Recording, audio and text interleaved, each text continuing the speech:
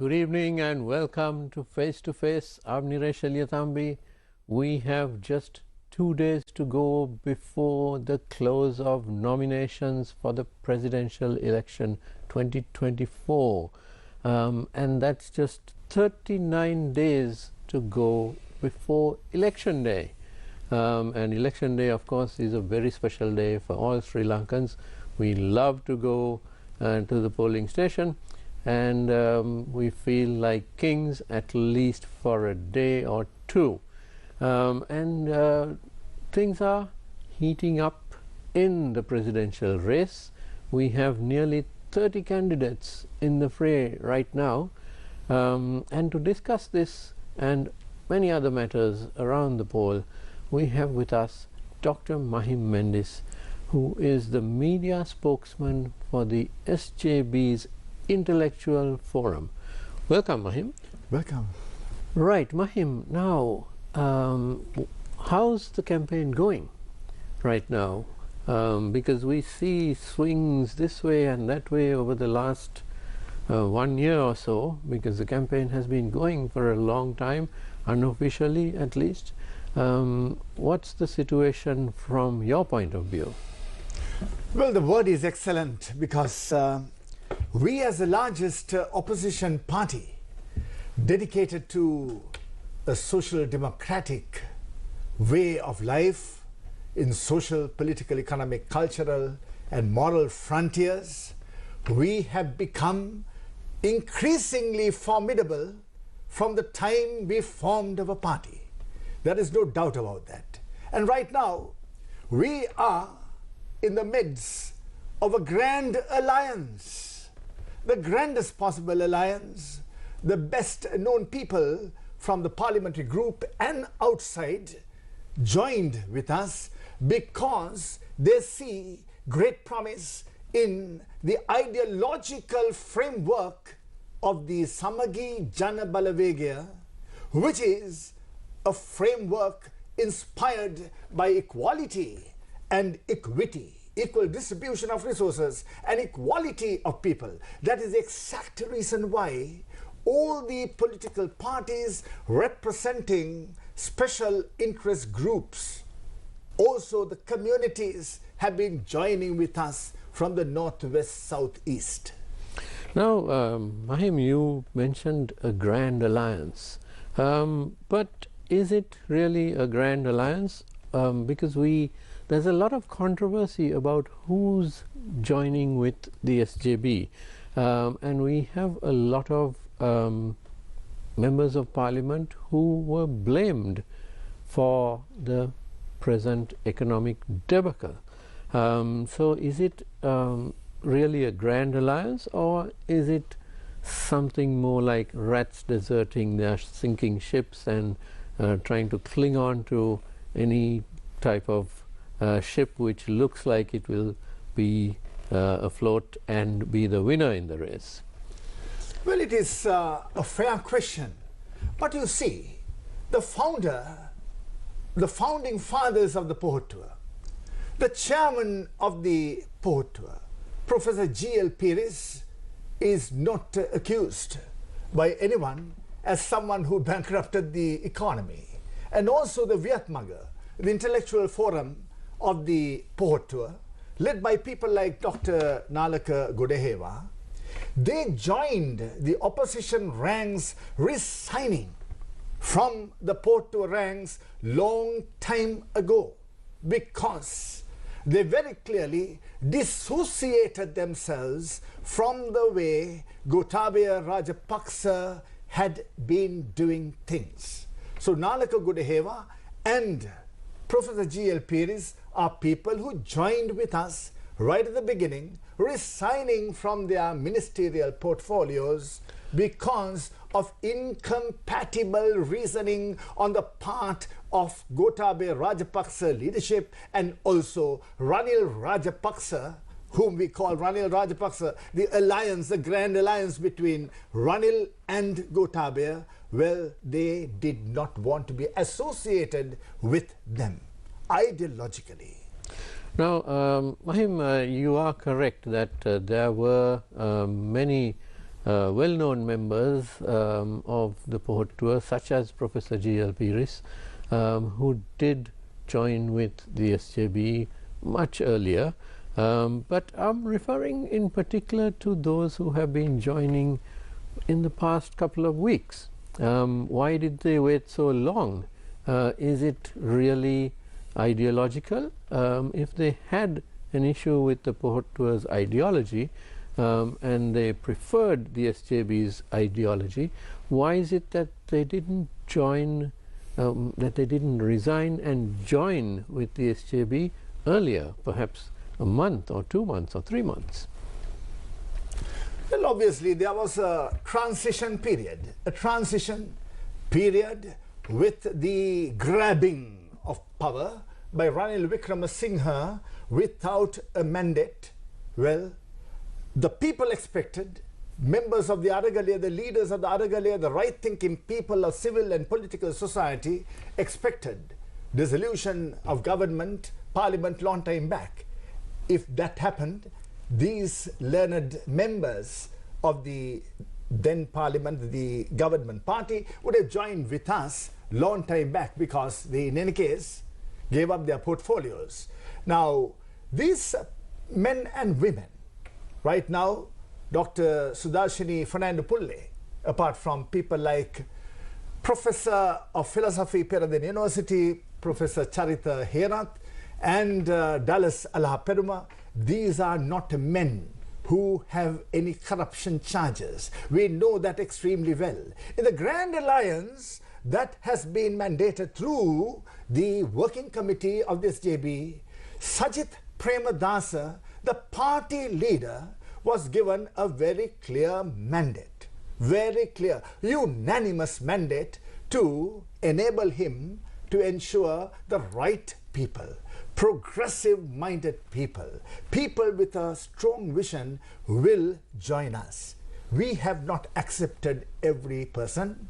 We have rejected certain people, certainly those with fundamentalist tendencies, because the SJB believes in the supremacy and the dignity of all communities. Those who have worked against communities have not been welcome in this alliance, and those who joined with us in the main summit that we had 2-3 days ago, you know very well that these people joined because of ideological compatibility, and some of them are men who have been in the forefront of reforming the system.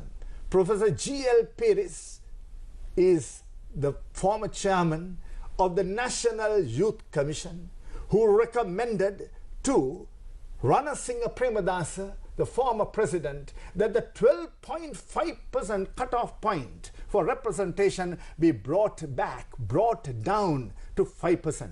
People like Ranil Wickremesinghe should know, and also the 3 members of the Janata Vimukti Peramuna should know that they are in parliament today because of those reforms that were recommended by Professor G.L. Piris through the Youth Commission to Ranasinghe Premadasa. They should be hanging the picture of Ranasinghe Premadasa in their party headquarters. Now, Mahim, having so many members of parliament and former provincial councillors joining the SJB, there is a question mark as to whether it would greatly strengthen the SJB, because just because an MP from the Pohot tour garnered, let's just say 25,000 votes last time, now that he or she has switched to the SJB, do you really expect those 25,000 to also come over to the SJB and vote for the SJB? How does that work? What percentage are you looking at of these MPs bringing their voters or influencing voters to come across? Very clearly, if you look at the people who have crossed over, people like Dr. Sudarshini Fernando Pulle, Dallas Alaha Peruma, Charita Herath, Dasiri Jayasekara, They are people who were able to command respect from their respective electorates because they were considered people with social democratic ideas. They were not in any way favorable to Gotabaya Rajapaksa's militarization project, Hitler-right tendencies, and making a mockery of fundamental freedoms of the people, or harassing the farmers and the fishermen of this land. Now, there was ideological compatibility. When you look at a very formidable member of the alliance, Dallas Alha-Peruma, like the way I talked about Professor G.L. Pires, Dallas Alha-Peruma is a man who was promoted, encouraged, and we were so glad that we were able to put him forward as the presidential candidate in the parliamentary contest against Ranil Wickremesinghe. Why? Because we were principled enough to know that a united opposition, not just the 55 members of the SJB, but a united opposition. Our leader never had a reputation of grabbing power, like Mr. Ranil Wickremesinghe's way of thinking, and had been expressing in Parliament, grabbing and gripping power. We were able to come into a compromise with a like-minded member in Dallas Alha-Peruma. So that adds value. They do not lose credibility. They do not lose credibility, but their support base, I'm sure, are extremely proud of them because they contested very clearly against Ranil Wickremesinghe, dissociating themselves from fascist militarist tendencies.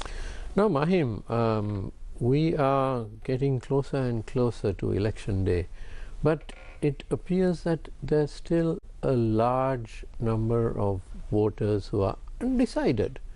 And that's quite surprising because usually in a presidential election or a general election, when you get to about 5 weeks or 6 weeks before the election, most people have made up their minds. What do you think of this phenomenon? This is what is called the glorious silent majority. Who ousted a corrupt dictatorial regime? Millions of people from all walks of life. They are not silent. The militarist and the violent tendencies of the Janata Vimukti Peramuna and the Ranil Rajapaksa clan, who made it a violent ending. Peaceful uprising was made a violent ending by Janata Vimukti Peramuna. They even tried to assault the opposition leader, making a mockery of the glorious silent uprising. And the silent majority that came to be scattered in the 25 districts know very well that the day would come very soon for them to exercise the vote in favor of democratization project that we believe in. They are the silent majority very clearly with the Samagi Jana Balavegya. Because, why do I say this? Because they know that Sajit Premadasa was a principal leader who did not want to grab and grip power. Those two words are coming to me from Ranil Wickremesinghe in Parliament. Grabbing, he said, I will show you how to grab and grip power. That's from Ranil Wickremesinghe. People know very well Sajit Premadasa is the only principal man whom they can trust for a better and a peaceful alternative. Where do you see the race right now? Is it between the SJB candidate Sajit Premadasa and the NPP candidate Anura Kumaraya? Where does President Ranil Wickremesinghe stand in all this? Well, you know very clearly that the 5.5 million polled Sajit Premadasa was a formidable candidate, and there is no reason for us to exaggerate on that, because the candidate who came next polled 375,000 votes. That is Mr. Anura Kumaraya 375,000, and Ranil Wickremesinghe with 230,000 versus Sajith Premadasa 5.5 million. We had no reason to consider these two people as formidable candidates. But the social media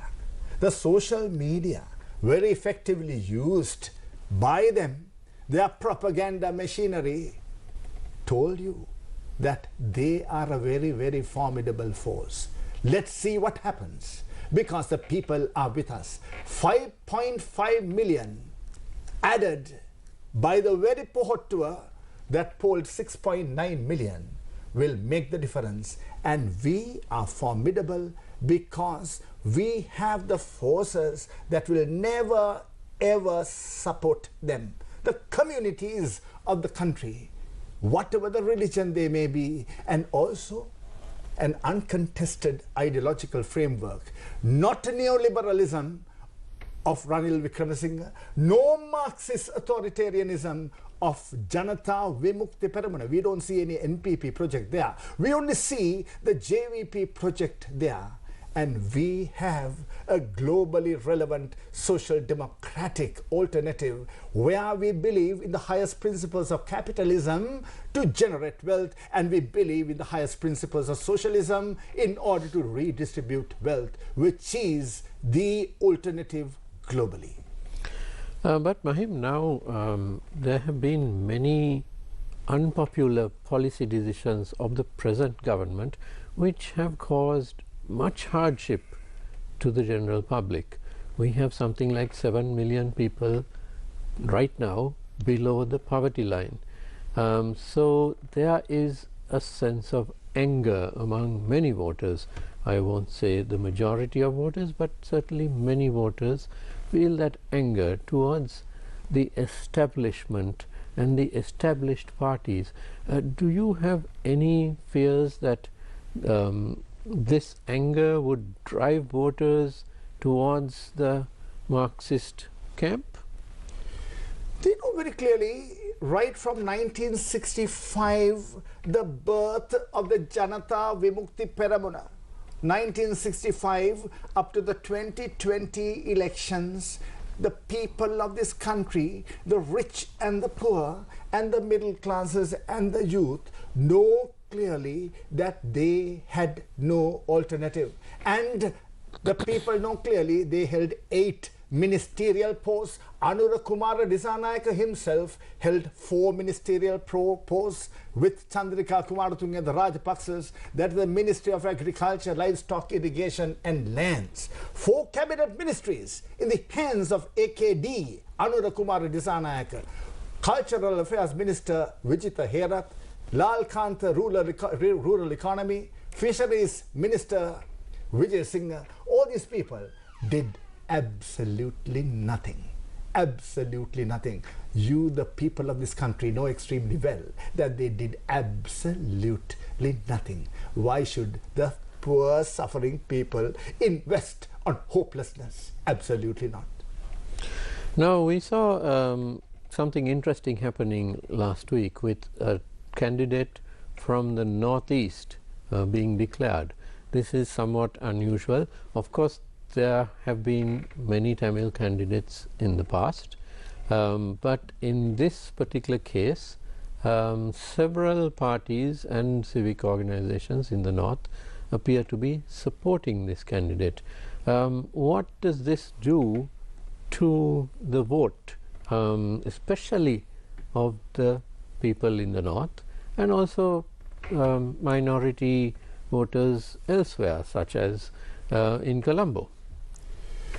As students of contemporary politics, we know very well that this happened at every presidential election. It happened when Hector Kubbakaduwa J.R. Javadana contested with Kumar Ponnambalam becoming the Tamil candidate. What happened? Hector Kubbakaduwa got greater votes than Mr. Ponnambalam. When Ranasinghe Premadasa and Sirimavu Bandaranaike and Ossi Abe Gunasekara contested, Ossi Abe Gunasekara, the youngest of them all, not only polled greater votes, also won nearly 6 to 7 electorates. Kopai, Manipai, Chavakacheri, Jaffna, those electorates were won by Ossi Abhigunasekara. At the last elections also, there was, together with Sajith Premadasa and Gotabaya Rajapaksa, we know very clearly there was a Tamil candidate, but the people are wiser. Mr. Ranil Wickremesinghe absolutely had a miserable outcome. Gotabaya Rajapaksa equally miserable outcome, and the southern candidate, the all consensual candidate, Sajith Premadasa, polled almost 80% of the vote at the presidential election. That is what is called contemporary certified history of the land. Now let's look at which segments of the population are more likely to support Mr. Premadasa. And I ask this because Sri Lanka does not have a homogeneous population. We have so many different types of people living on this island. You have the Sinhalese, but the Sinhalese in the south are quite different to those in Kandy. Again, quite different to those in the Gampaha district. If you take the Gampaha district, you have the Catholic belt. Then you have the further inland in the Gampaha district, you have the Buddhist belt per se. It's the same in the north. The way the people of the Jaffna Islands, Kites and so on would vote has always been different to Jaffna town, and again the Wani areas are quite different as well. So you have this microcosms of populations. So which, in your opinion, are more likely to vote for Sajith Premadasa? I know you'd love to say they'll all vote for him, but realistically speaking, who would? You know, where is your confidence? Realistically, factually speaking, Mr. Anura Kumaraya, who is, I think, 56 years old, polled 375,000 votes at the last presidential election against a 57-year-old, now 57-year-old candidate, Sajith Premadasa, 5.5 million. And that was a diverse, heterogeneous community of people, the youth, the middle-aged, the elderly, who invested in the candidate Sajith Premadasa because he was a tried and tested minister, unlike the four ministerial minister, the person with four ministerial, you see, the minister of four ministries, Anura Kumaraya, who did nothing. On top of this, very clearly, they know that Mr. Premadasa, unlike Mr. Anura Kumaraya, is not a fundamentalist, is not a racist, has no blood in his hands, and also believes in equality and equity for the people. Just like Mr. Ranasinghe Premadasa, the most powerful and formidable political name in post-independent Sri Lanka. From whom did the youth get employment? Today we are talking about a garment factory, revenue for the country, even for this bankrupt country, because of Ranasinghe Premadasa, because of the 200 garment factory project. Youth empowerment and representation, enabling them to be in parliament. As I said, the 3 members of the JVP are in parliament. Thanks be to Ranasinghe Premadasa and his reforms. 5% from 12.5%. Youth are wiser. I'm sure people in the forefront of the Aragalaya know all this very well as to who should be better and what is a better choice. We are in conversation with Dr. Mahim Mendi, media spokesman of the SJB's Intellectual Forum. We will cross over now for a short commercial break. Don't go away, we'll be right back.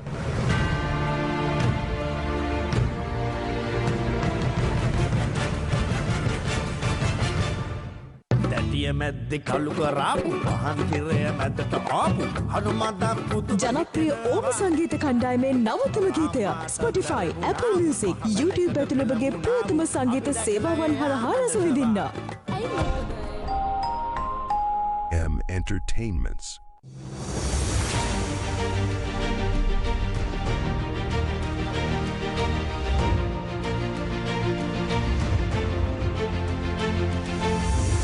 Step away from the conventional art of storytelling. Get ready for the Newsfirst Breakfast Rundown with me, Zulfikar Farzan.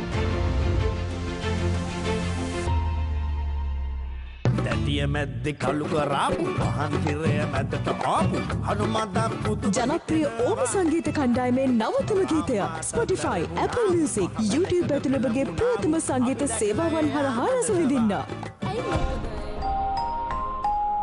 Entertainments. 10 teams, 23 matches. ICC Women's T20 World Cup Bangladesh 2024 coming soon.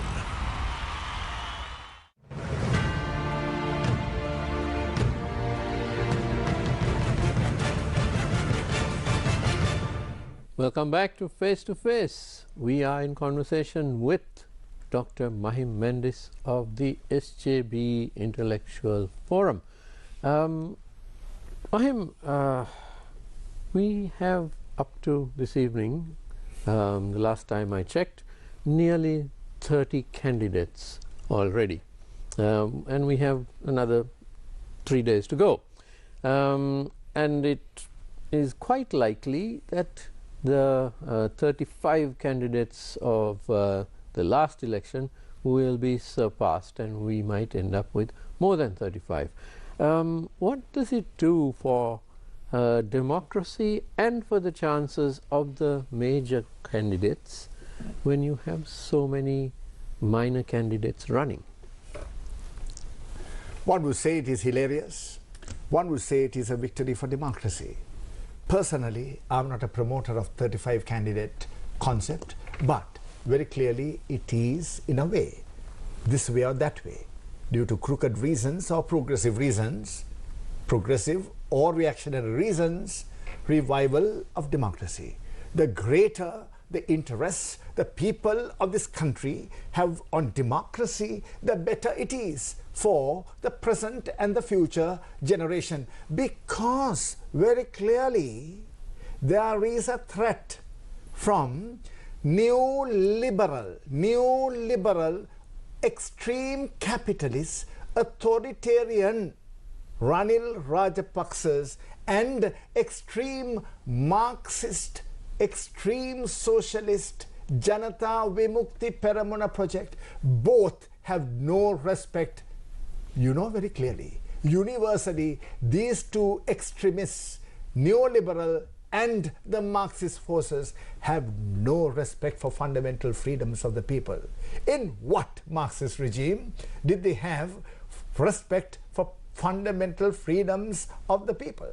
Neoliberal ideology is not valid even in the United States of America, European Union, or the Commonwealth of Nations. So, in such a context, I would say, however much is hilarious that 35 candidates are there, it is in the interest of democracy. Though it is not happening in other countries with presidential form of government, it is in the interest of democracy that people take even to be candidates and interests. So, that way, let's say it is a reality.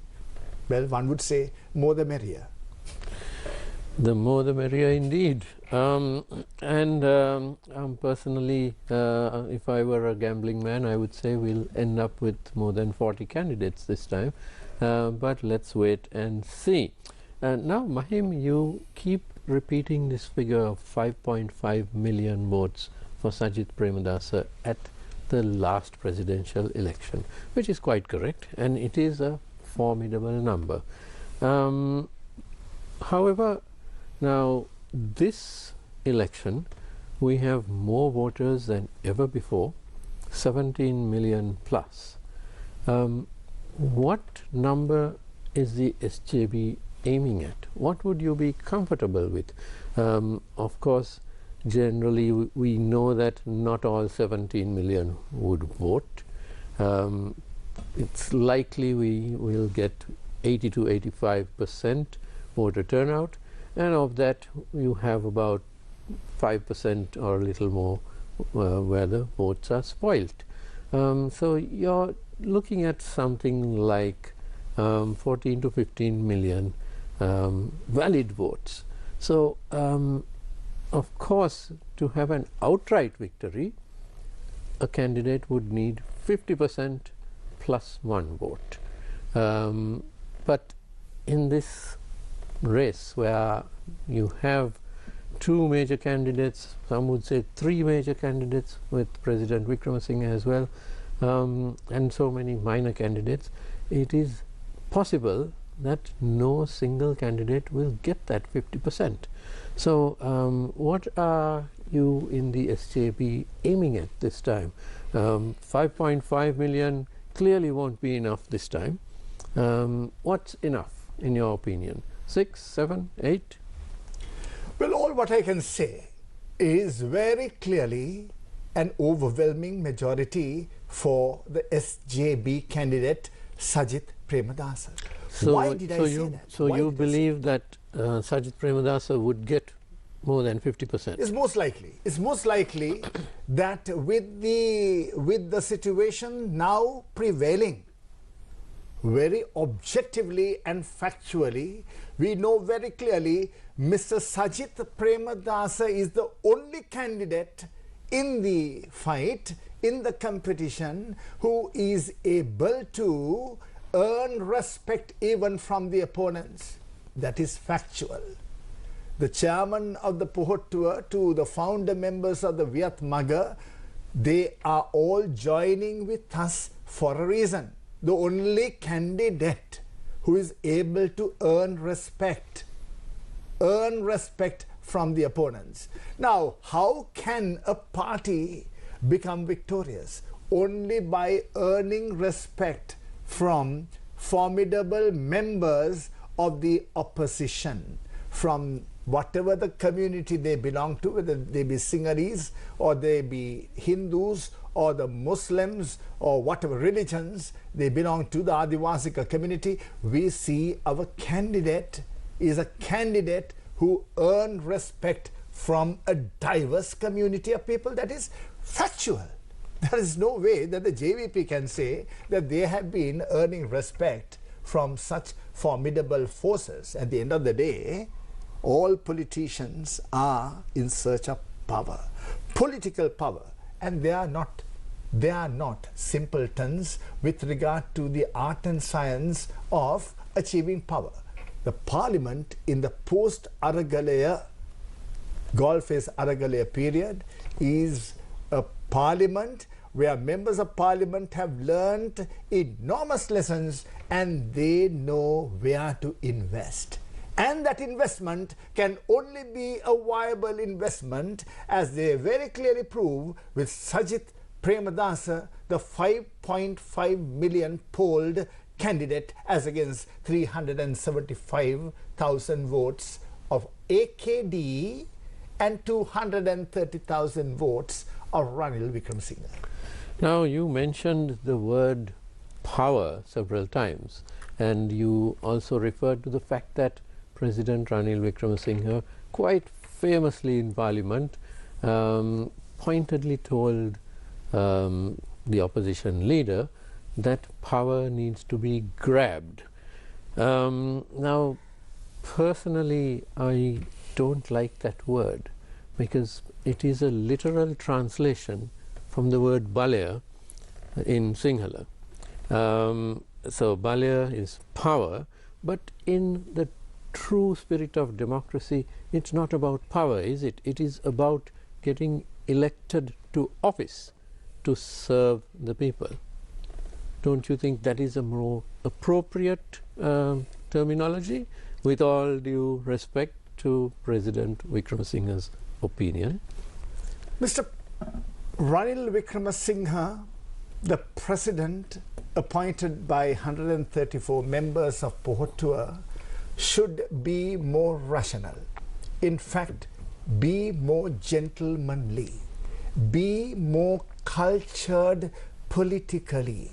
He comes from a long process of primary and secondary socialization, including Royal College. Well, we believe he should have been a greater example and a model of democratic government. But he has proved the opposite, undermining democratic institutions. So in such a context, Mr. Wickremesinghe has willfully undermined his personality, character, and very clearly he proves himself as someone. In Sinhala we say, Mahalu Parinata Novana. A man who is of his age should have wisdom. Mere knowledge is inadequate. There is something called logos, ethos, and pathos. We need not just knowledge, we need convictions, ethos. What do we stand for? What did he say he stands for? Grabbing and gripping power, unacceptable to the civilized world. Now, Mahim, you referred to the Viatmaga, the famous or infamous group of people who a lot of the population trusted in them. But once that last election was over, they seem to have been brushed aside by the SLPP, the politicians, who then were elected to parliament and took up posts in cabinet, and then the Viatmaga seemed to evaporate. So after that, decisions taken by President Gotabaya Rajapaksa and his advisors, his cabinet, were completely false, flawed rather, many flawed decisions which led to the collapse of our economy and the fiscal bankruptcy of the government. Now, in this election, we see both the SJB and the NPP coming out with large groups of professionals, professionals such as yourself, intellectuals, scientists, people from the business community,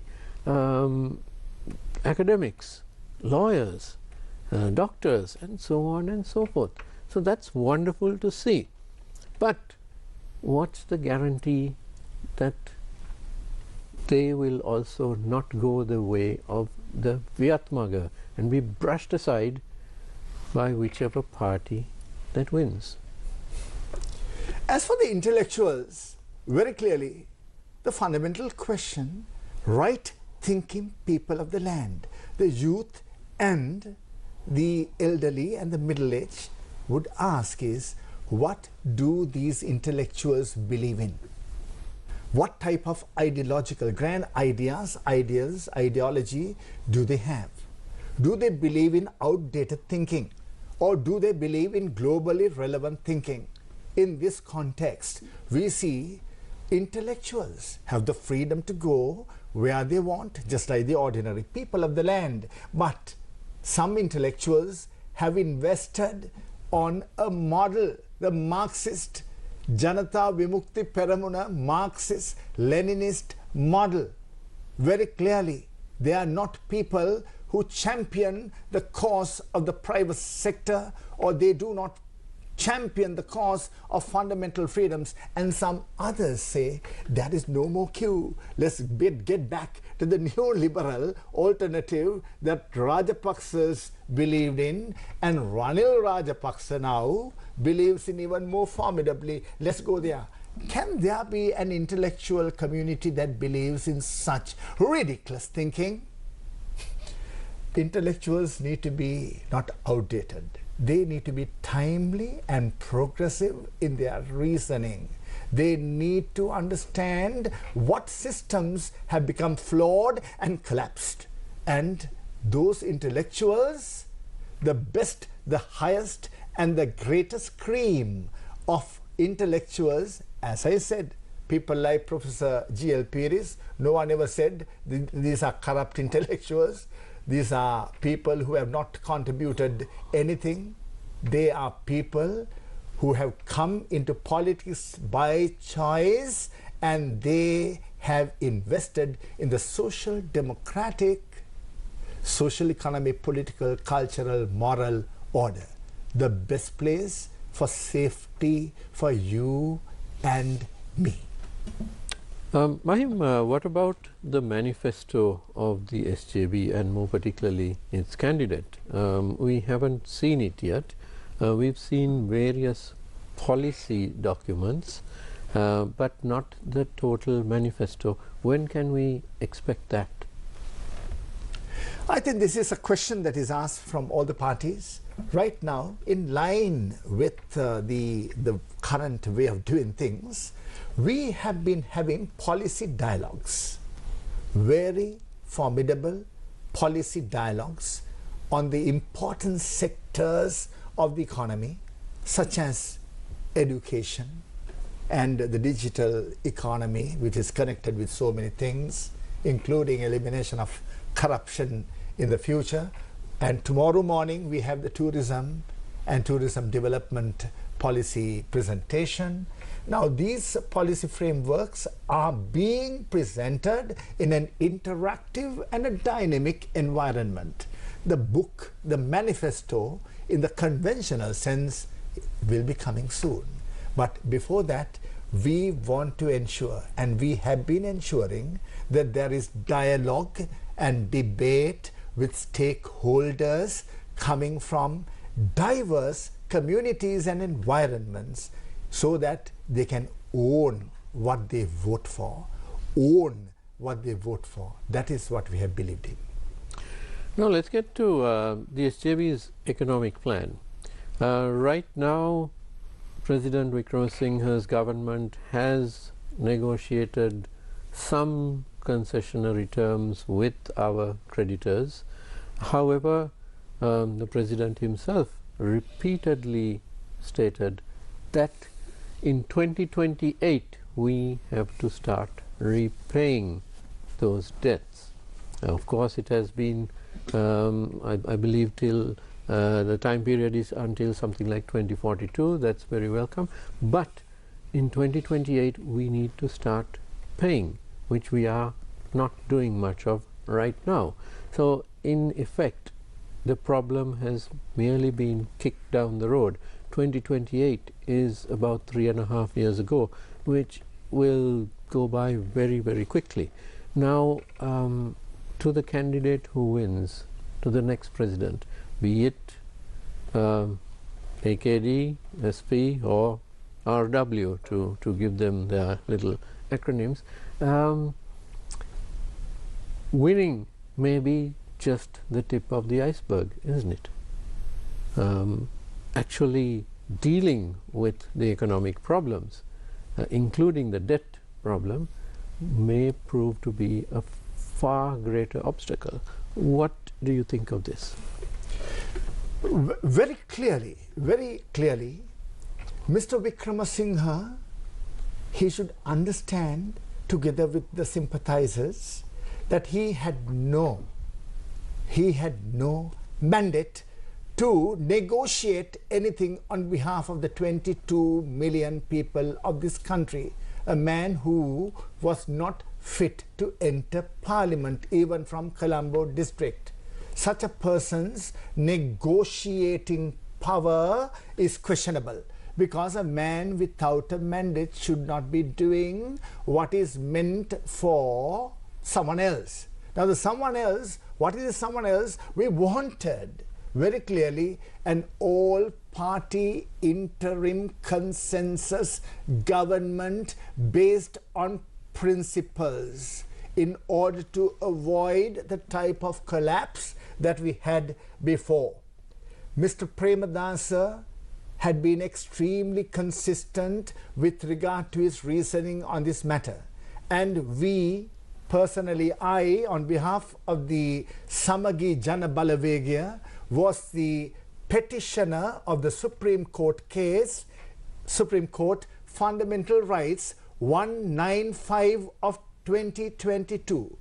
I, together with 2 other academics, we were petitioners and we proved a case as to why the country collapsed in the way it did, how the social contract was violated, the public trust doctrine and the principles have been violated.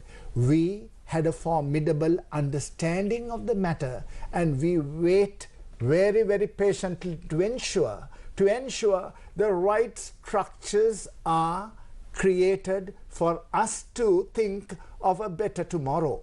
So this will happen in line with our ideological status, which is social democratic principles globally relevant in the civilized, rational, the developed countries, Scandinavian countries, or as I said, the European Union. We are the only party with a formidable ideological framework in order to negotiate even with the foreign donor agencies, IMF, the World Bank, in a respectable manner, with due dignity for the people of this country. And that is what people like Ranil Premadasa did, having inherited a totally destroyed country in 1989.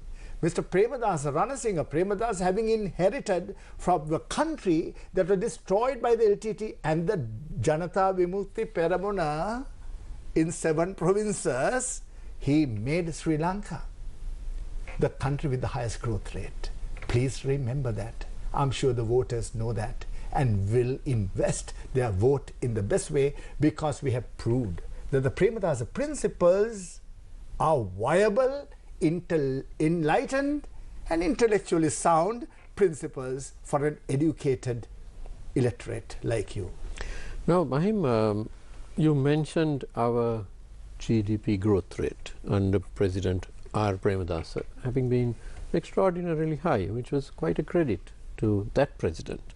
But we are in dire straits right now. For the last 2 years, we were actually having a recession, and it is only in the last 3 quarters or so that we've seen any type of positive growth. And even now, the projections for this year, 2024, are somewhere around 2%, maybe a little more. But 2% or 2.5% isn't going to cut it, is it? We need to get up to what? Right now, India is growing at something like 6.3. We see Bangladesh, the Maldives, a lot of countries growing at around the 5.5 to 6.5% area. But what would the SJB be aiming at? Are we going to be happy with 5%, 5.5, 6, 8? What are we aiming at if your party comes to office? The fundamental concern for the Samagi Jana Balavege leadership led by Sajith Premadasa is inclusive growth, sustainable inclusive growth. And we want to ensure that nothing ever happens at a severe cost to the ordinary people of the land. Invest on the people, empower the people, like what happened after the 1989 miserable state that we were in. 1989 was a severe crisis. All universities had been closed. Nothing ever worked. The social, economic, political, cultural, moral order had totally collapsed. Now, Mr. Premadasa, with his poverty alleviation program, extension of the national housing program, empowering the children of the land, taking over an absolutely destroyed country, was able to win the trust of the people because of his commitment to inclusive social, economic, political, cultural development, which is a grand principle. These people, Mr. Ranil Wickremesinghe talks about a development process at a severe cost to not only to the poor people but to all people. The large mass of people are living below poverty line. Mr. Wickremesinghe should understand very clearly that the people are made miserable during the past 2 years. He's talking about a country without queues. But we are asking him, what is the use of what you're talking about at a severe cost to the ordinary people and the dignity of the people? But after 2 years of Mr. Premadasa's rule from 1989, having gained power, taking over the country with 125 Indian troops that were sent off, and the Janata Vimukti Peramon insurrection over here in 2 years, what type of progress, Mr. Wickremesinghe, did Mr. Ranasinghe Premadasa make?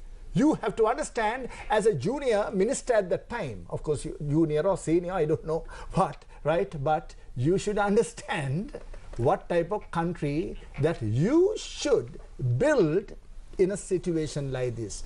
You have not learnt any lessons. Mr. Wickremesinghe, it's time that you think of rich lessons learnt from your inspiring leader, Ranasinghe Premadasa. And I'm afraid we are out of time. Dr. Mahim Mendi, thank you very much for being with us today. It's been an engrossing conversation, and we hope to welcome you back very soon again. And thank you to you at home for watching. Don't go away. The news is coming up next. Thank you very much, and have a good night.